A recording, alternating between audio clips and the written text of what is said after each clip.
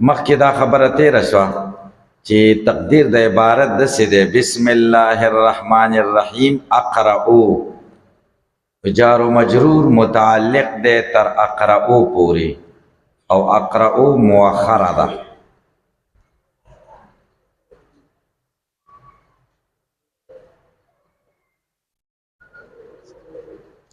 اوس سوال دا دی چې بسم الله الرحمن الرحیم دا جار و مجرور معمول دی او اقرؤ عامل دی.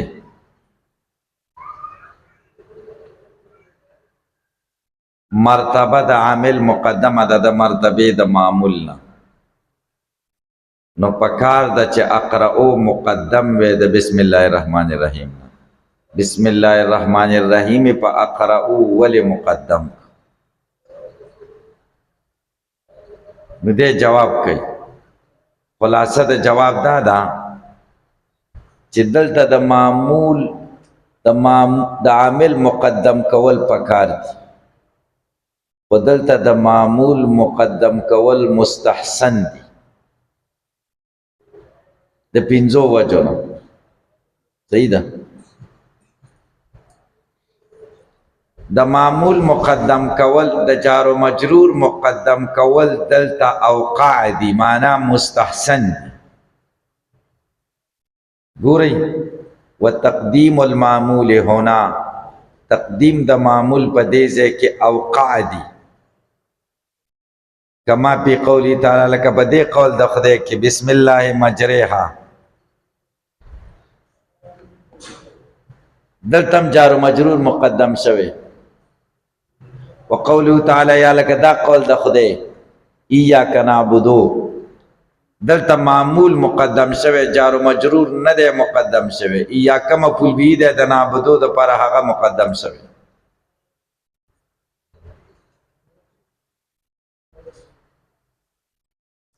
په پوه شئ که په پوه نه شئ، دلته تقدیم د چا شوی دی؟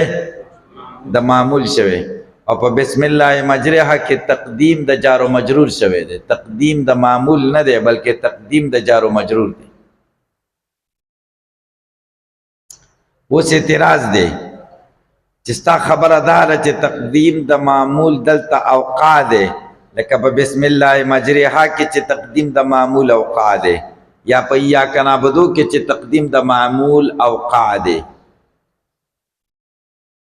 نو د دې تقدیم د معمول تشبیه دی د بسم الله مجریها او د ایاک نعبدو سره ورک.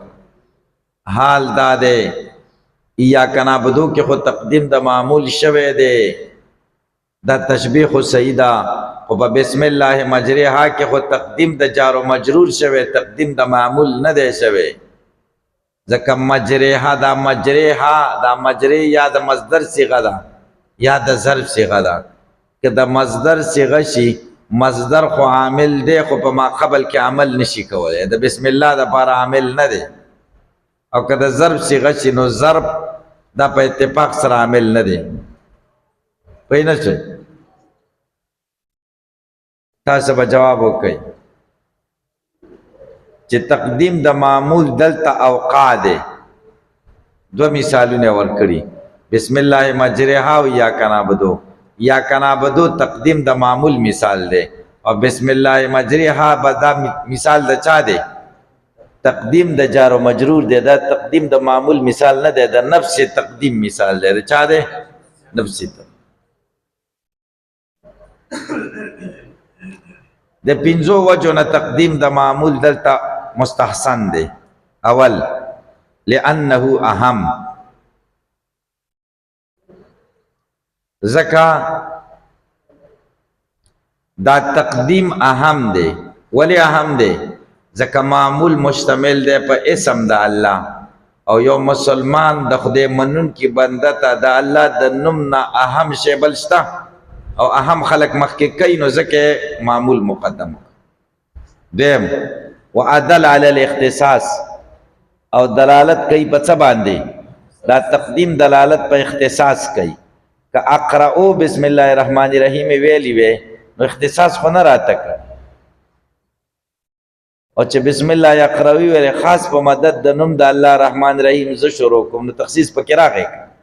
او دلته خو تخصیص مراد د چرت په مشرکانو راشي او د الله په نوم او د غیر الله په نوم دواړو باندې شروع کول نو تخصیص دلته مطلوب وکړه. دریم و ادخل په تعظیم او دا تقدیم ته دخل دی په تعظیم کی، تقدیم ته دخل دی په تعظیم کی. ولی ځکه د عربو دا اصول دي چې اشرف فالاشرف مقدم کوي. څه مقدم کوي؟ د تعظیم د وجه نه معمول مقدم که چې معمول مشتمل دی د خدای په نوم. دریم څلورم و اوفق للوجود، دا تقدیم موافق دی د چا سره؟ د وجود خارجي سره. فإن اسمه تعالی مقدم علی القرة، د خدای نوم مخکې دی په قرت باندې، عامل مشتمل دی په قرت، معمول مشتمل دی د خدای په نوم. د خدای نوم په وجود کې د قرت نه مقدم دی کنه، نو په ذکر کې هم مقدم کو چې موافقت د ذکر راشي د چا سره؟ د وجود سره. اوس په پوه شئ؟ تاسو باندې اعتراض وارد شي. اهم و دل و ادخل و اوفق دغه اسم تبذیل صیغې، معنی که تقدیم هم ونشي دا دلالت په اختصاص کوي، که تقدیم ونشي دخل په تعظیم پکې شته، خو دې کې تعظیم ډېر دی. هلکه تاسو په پوه شئ؟ حال دا دی چې داسې خو نه ده چې تقدیم نه وي شوی، نه د اهمیت خیال شوی، نه دلالت علی الاختصاص شته، نه تعظیم شته، نه موافقت د وجود سره شته. سوال باندې پوه نه شوئ؟ پوه شوئ؟ څوک پوه شو؟ څه مې ویل؟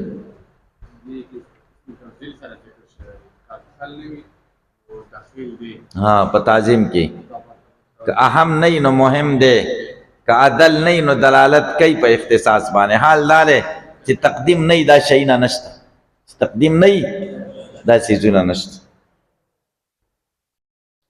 تاسو به جواب وکئ. ستا اعتراض بالا وارد دی چې دا صیغې د اسم تبذیل په معنی دلالت کوله. مراد دلته اسم تبذیل معنا نه ده، بلکې دا دلالت په نفس مفهوم د لفظ کوي، قطع نظر د چانه؟ تبذیل نه. معنا تبذیلی پکې نشته. ما دلته معنا تبذیلی ونه کړه کنه، ما ته ویل لأنه اهم ځکه دا مهم دی، وعدل دا دلالت کوي په اختصاص او دې ته دخل شته په تعظیم کې او دا موافق دی د وجود سره. ما ته داسې معناګانې وکړې که کای پلا. دا پنځمه وجه ده چې تقدیم د معمول دلته مستحسن دی. کای پلا څنګه به نه مقدم کیږي؟ څنګه به؟ وقد جعل آلتن، او ګرځول شوی ده. دا څه ګرځول شوی؟ نوم د خدای آله ګرځول شوی د لها د قرت دپاره. یا کای پلا څنګه به د خدای نوم په وجود کې مقدم نه وي، بلکې ای به ځکه ګرځول شوی آله لها د چا دپاره؟ قرت دپاره. د خدای نوم آله د قرت دپاره ګرځول، او آله خو په ذیل آلې باندې مخکې، آله خو په آله د پیل خو په پیل مخکې کوم ځای کې آله ګرځول شوې ده؟ کل امر ذی بال لم یبدأ فیه ببسم الله فهو ابتر. کم کار د خیر والا چې په بسم الله شروع نشي نو هغه لنډې بې برکت دی. بسم الله کې دا بې د آلې دپاره ده کنه. هلکه پې پوه نه شوئ؟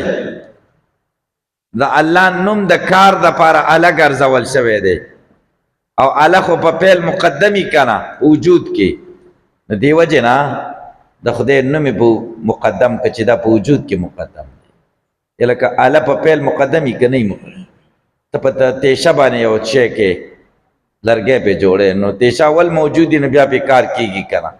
پیل نه آله مقدم ده که نه؟ نو لفظ نوم د الله آله ګرځول شوی ده د پیل دپاره، او آله خو په پیل مقدمي که وجود کې. اوس یو اعتراض دی چې د الله نوم آله ګرځول دا خو د الله د نامه بې ادبي ده که نه؟ الله نوم څنګه آله ګرځوي؟ دا خو د الله د نوم بې ادبي شوه. ځکه الله خو محتم بشان الله خو تیشه خو مقصود نه ده کنه کټ جوړول مقصود الله خو غیر مقصود دی جواب کوي نه من حيث ان د دې حیثیت نه چې پیل لا یتم نه پوره کیږي ولا یعتد به اعتماد په پیل نه کیږي شرعا معلوم یصدر باسمی ترڅو چې شروع نه شي په نوم د خدای علی دا معنا نه ده چې دا غیر مقصود ده بلکې دا معنا ده چې په یو کار باندې شرعا اعتماد نه کیږي او نه پوره کیږي چې خدای نوم پې نه اخیستل شي د قول علیه السلام د وجه د قول د نبی علیه السلام نه کل امر ذی بال هر هغه کار چې د یو شان والا لم یبدا فی شروع نشي په دې کې به بسم الله د خدای په نوم په وا افطار دا به برکت ای کوئی نه چي تاسو د مخکې ټول تقریر نه دا معلومه شوه چې بعد استعانت د پاره دا او دا د جمهور عالمانو رایه ده چې بعد څه د پاره ده استعانت د پاره وقیل چا ویلی دی الباء للمصاحبت بعد څه د پاره ده مصاحبت د پاره ده دا قیل زمخشری ویلی قیل نه څوک مراد ده زمخشری ته مراد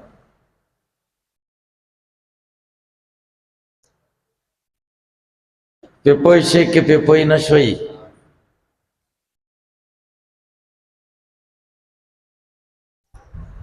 نو مصاحبت معنا د تلبس دا معنا د څه دا معنا بداسي شي متلبسا بسم الله الرحمن الرحیم اقرأ ز مشتمل یم د خدای په نوم زل وصل کوم په داسې حال کې چې مشتمل یم د خدای په نوم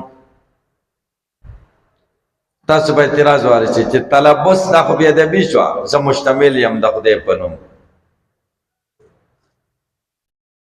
دې جواب کوي خلاصه د جواب دالا دلته تلبس نه محض تلبس نه دی مراد بلکې تلبس نه څه مراد دی تلبس په معنا د تبرک سره څه مراد دی په معنا د تبرک سره ګورئ والمعنا معنا بداسي شي متبرکم بسم الله یقرأ زل الاول قوم په داسې حال کې چې برکت نیون کې یم د خدای په نوم باندې متبرکم بسم الله دا به د اقرأ د ضمیر نه حال شي اوس په پوه شئ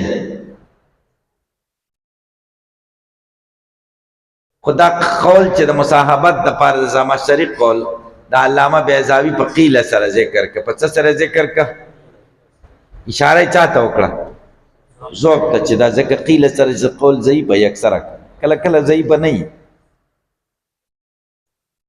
وجه د ذوق څه ده دغه قیل سره ذوق کا دغه دا کتاب د زمخشری د کشاف نه راخیسته تاسو ته ابتدا کې ویلو کړه دی په دې پویا و یا بنو پویا کنه پته نه لګيږي او چې وجه د ذوق څه ده وجه د ذوق دا دا چې زمخشری د شیعو معتزلیو او په خپل کتاب کشاف کې خپل حرامي توپ کوي د اعتزال خبرې پکې کوي سړی په پویم نشي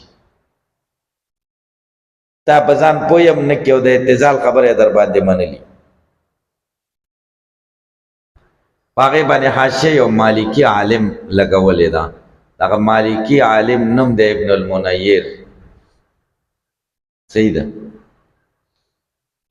نو د اعتزال کمی خبرې چې دي کنه هغه دا داسې ده کنه هغه ښکاره کړي دي چې خلک دغه نشي ما سره چې کوم کشاف دی په هغې دا حاشیه شته خو دا حاشیه داسې ده چې بعضې وخت کې د زمخشري پرواز ډېر اوچت علمي شان یې ډېر اوچت ابن المنیر پې پوه نشي هغه یو څه وایي او دی بل څه وایي د هغه مراد یو څه او دی وایي مطلب یې دا دی د هغه دا مطلب نه چې سړی دواړه وګوري سړي له پته لګي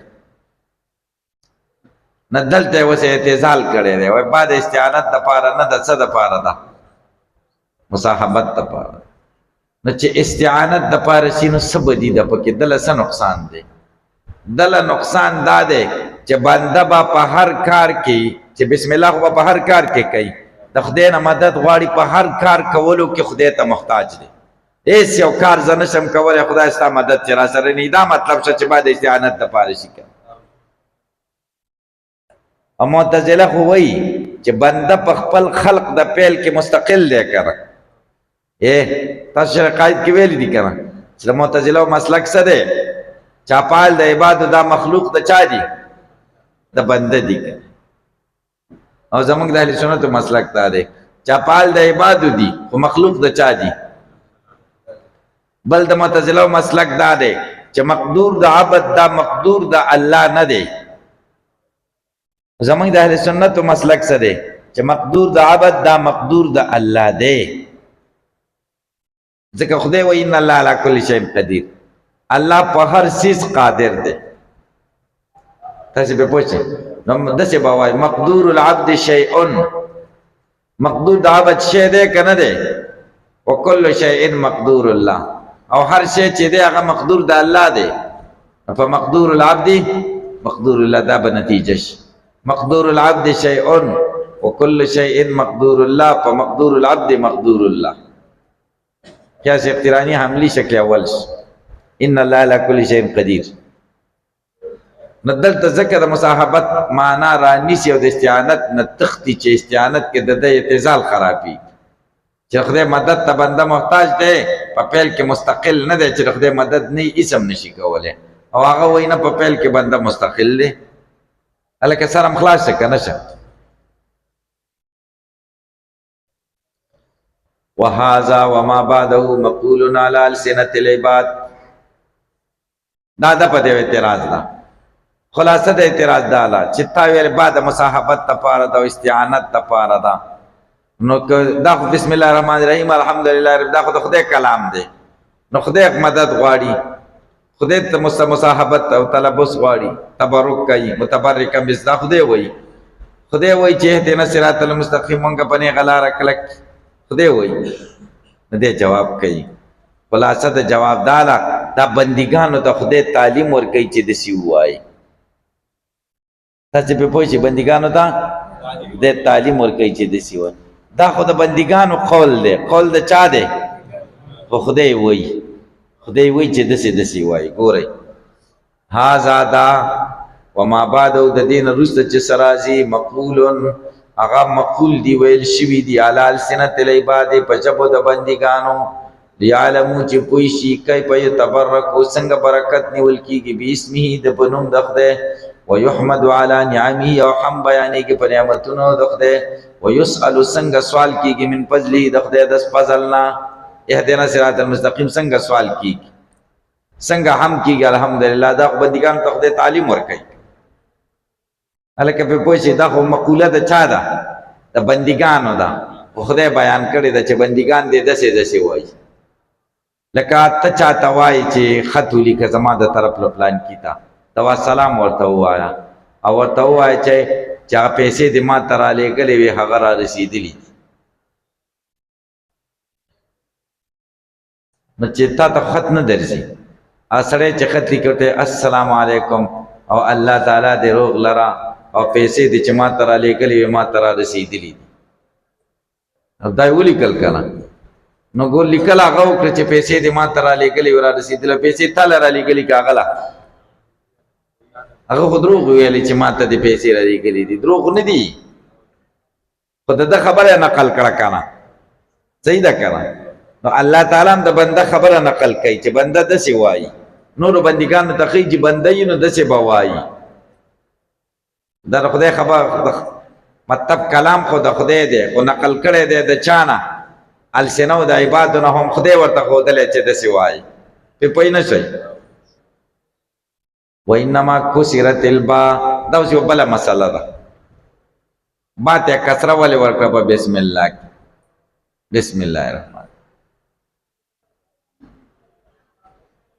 دا موږ چې طالبانو استاد به ویلي چې را داسې خبره به وکړه چې باله کسره ولې ورکړې ده نو موږ سره یو طالب ډېر ګپ شپ یو هغه به ویل ولې د خدای نه زمونږ استاد ښه پوهېږي خدای ورکړې ده او دی پکې چینجي لټوي خدای ورکړې ده صحیح ده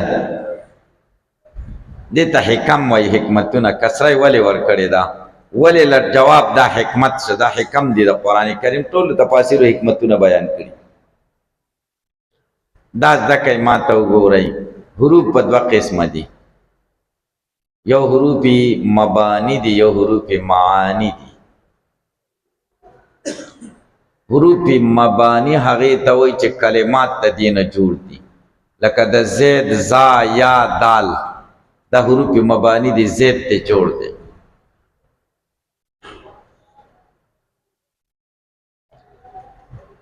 دیم حروف معانی دی.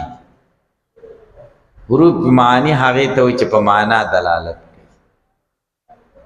حروف مبانی نه معرب دی او نه مبني دي. ولی ځکه اعراب او بنا دا د چا قسم دی؟ د اسم قسم دی، او اسم د چا قسم دی؟ د کلمې. او حروف مبانی کلمه نه ده، کلمه نه ده. نو چې کلمه نه ده نو معرب او مبني د کوم ځای؟ پاتې شه حروف معانی دا مبني دي. ولی ځکه مبني الاصل دي، حروف دي. څه دي؟ مبني دي او مبني الاصل دي. او اصل په بنا کې کومه بنا ده؟ بنا بر سکون. اصل بنا بر سکون. خود دې کې بنا بر سکون نشي کولای. کوم حروف چې په ابتدا د کلام کې راشي هغه کې بنا له سکون نشي کولای، ځکه ابتدا بساکن راځي. څه راځي؟ نو ابتدا بساکن راځي، نو چې په ابتدا کې کوم حرف راغی هغه به مبني په فتحې سره. سکون نشي ورکولی. عام طور خلک څه ورکوي؟ فتحه ورکوي. فتحه ولې ورکوي؟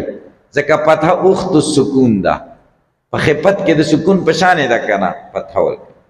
نو اوس دلته سوال دا دی چې کوم مبنیات دي مبني بر سکون او هغه په ابتدا د کلام کې راشي هغه مبني بر فتحه وي، نو دا بسم الله الرحمن الرحیم دا مبني بر کسره ولې پوه نه شي؟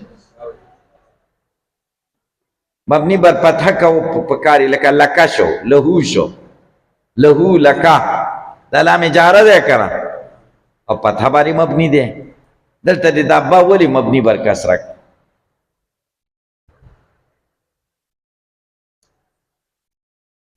تاسو په سوال پوه شئ که پې پوه نه شئ؟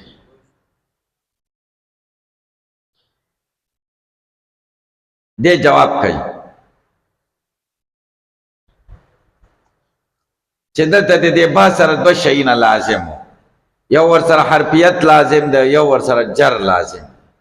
حرفیت ورسره دا لازم ده چې با وینو حرف وي، او جر ورسره لازم ده چې با وینو مدخول ته به جر ورکړي. دا دواړه ورسره لازم دي که دې چې پرې پوه شئ. نو د با حرفیت او جرتوب جریت دا دواړه تقاضا د دې کوي چې باله د کسره ورکړي شي. جریت ولې تقاضا د کسرې کوي؟ جریت تقاضا د کسرې ځکه کوي چې موافقت راشي په مابین د مؤثر او د اثر کې. اثر هم جر دی او دې لدیم کسره ورکړه، نو مؤثر او اثر یو شو که. او حرفیت د کسرې تقاضا ولې کوي؟ حرفیت د کسرې تقاضا ځکه کوي چې حروف مبني الاصل دي او اصل په بنا کې څه ده؟ بنا بر سکون ده. و چې دا مبني بر سکون نشو نو مبني بر کسره کوي، بر فتحه نه. اصل کسره ده. اصل څه ده؟ کسره ده. کسره ولې اصل ده؟ ځکه د کسرې مشابهت دی د چا سره؟ د سکون سره. سکون سره په څه کې مشابهت دی؟ سکون عدم الحرکت ته وایي. سکون څه ته وایي؟ عدم الحرکت ته. او کسره کې قلت حرکت دی. کسره کې څه دی؟ قلت دی. څنګه قلت دی پکې؟ په غیر منصرف هم نشي راتللی او په فعل هم نشي راتلی. نو د دې قلت د وجې نه مشابهت د چا سره راغی؟ سکون سره راغی. نو چې سکون نه راوړ په یو ځای باندې سکون راوړل پکاري او سکون په نه راوړل کېږي، نو هلته به څه راوړي؟ کسره به راوړي. هلکه تاسو پې پوه شئ څه به راوړي؟ کسره به راوړي. سر هم خلاص دی که خلاص نشي؟ نو ځکه یې کسره راوړه. ته چې وایي په لهو او لکه کې هلته چې فتحې راوړل شوي دي هغه فتحې د عارض د وجې نه راوړل شوي دي. هغه عارض دا دی چې مطلب کسره نشي ورکولی. څه به ورکړي؟ هلته لام جاره داسې دی چې هغې له به څه ورکړي؟ هغې له څه ورکې فتحه به ورکې څه به ورکې هغې له فتحه ده او کوم ځای کې چې کسره وي هغه د دې وجې نه وي چې دغه رانشي چې التباس یې رانشي څه رانشي التباس یې رانشي د چا سره د لام امر سره یا لام تاکید سره چا سره رانشي لام تاکید سره لام ګورئ لکه غلام لزیدین او لام امر چې شو لیفعل دې دواړو ته څه ورکړه کسره ورکړه څه ورکړه کسره یې ورکړه ولې ورکړه ځکه که فتحه ورکړي نو د چا سره مشابهت راځي لام تاکید سره او د لام ابتدا سره چا سره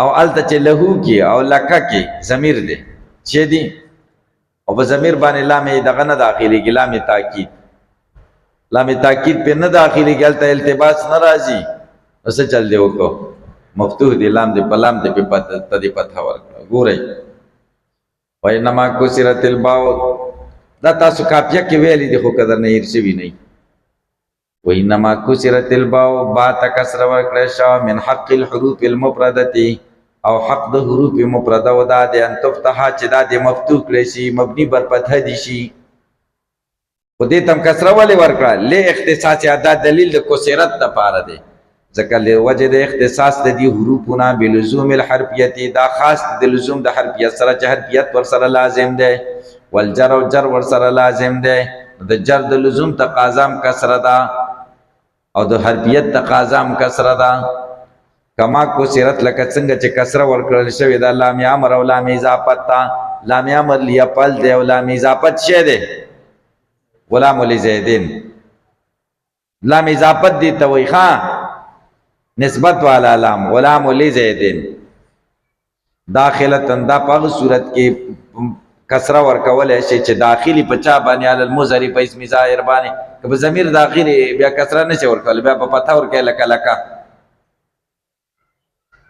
للفصل بینهما چې جدائی راشي په مابین د دې دواړو کې په مابین د چا کې لام ابتدا او لام تاکید کې د لام ابتدا سره فصل د چا راشي د لام اضافت راشي لپاره نشر غیر مرتب دی او د لام تاکید سره التباس را نشي جدائی راشي د چا د لام امر الکه په پوي چي په پوي نه چي اوس یو اعتراض دی اعتراض دار چې زبر توخه ما په ضمیر به داخل شوی په چا به داخل شي چا به داخل شي ضمیر لکه لکه او له په چا داخل شي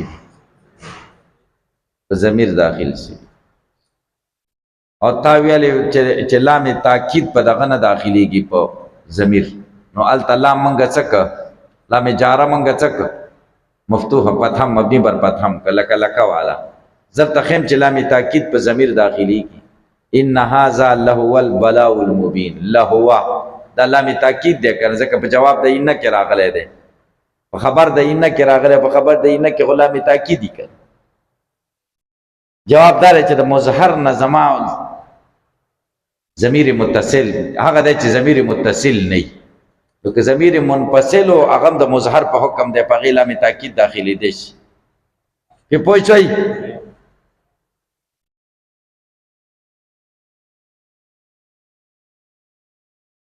اعتراض دی اوس یو اعتراض دی حروف مفرده او تکسره ورکول د دې وجه نه دی چې حرفیت ور سره لازم دی او جر ور سره لازم دی نو بیا خو واو عاطفه او پای عاطفه سره هم حرفیت لازم دی واو عاطفه او پای عاطفه سره هم حرفیت لازم دی با چاہیے تم کسره ورکوي تاسو کسره نه ورکوي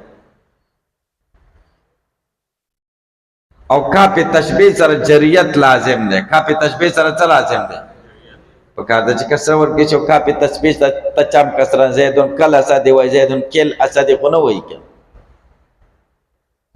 تاسو به جواب وکړئ چې علت مجموعه الامرین دی یو شی علت نه دی لزومی حرفیت ځان لا علت نه دی لزومی جریت ځان لا علت نه دی بلکې لزومی حرفیت او لزومی جریت دواړه علت په کاف تشبیه کې یو شی شته چې لزومي جریت دی دا بل پکې نشته کله اسم هم راتلی چې په معنا د مثلو سره کاف په معنا د مثلو سره او په واو عاطفه پات پای عاطفه کې اولنې شی شته چې څه دی لزومي حرفیت دی دا بل پکې نشته چې څه دی نو علت د کسری خو مجموعه الامرین دی نو په دې کاف کې یو شی موجود دی په پات په واو عاطفه کې دا بل شی موجود اصل کې په پوښتنه